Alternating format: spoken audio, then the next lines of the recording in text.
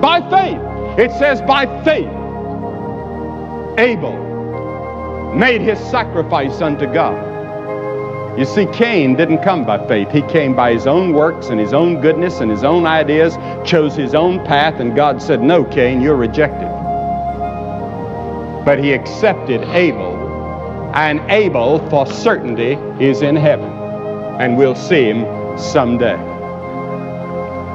Now, what happened? Cain became jealous. He became angry. One day when they were out in the field, he picked up a rock and hit his brother over the head and killed him. Murder, the first violence, the first murder, the first war in the history of the human race. And it's been going on ever since. And it'll always go on till Jesus comes back and sets up his kingdom. Because you see, war comes from the human heart.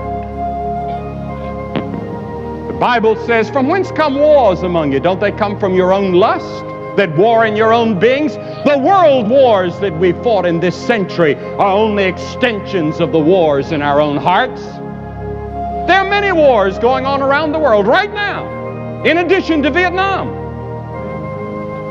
Man is a warring animal. He'll continue to fight and kill. There are wars going on in the cities of this country right now and in the rural areas. People being murdered by the hundreds every month.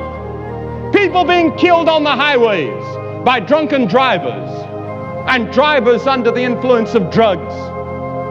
Fights and quarrels in homes between husbands and wives and children and parents. War, war, war. We're a warring people. And the first act of violence was committed by Cain because of jealousy. You see, it started in his heart. He probably thought about it a long time. He was jealous of his brother. And this jealousy gave vent until finally it ended in murder. And God came along one day and warned Cain. Said, Cain, you know, sin crouches at the door. Even before he had ever committed that murder, God saw his heart, and God saw what he was thinking, and God said, Cain, watch out. Sin is in your heart.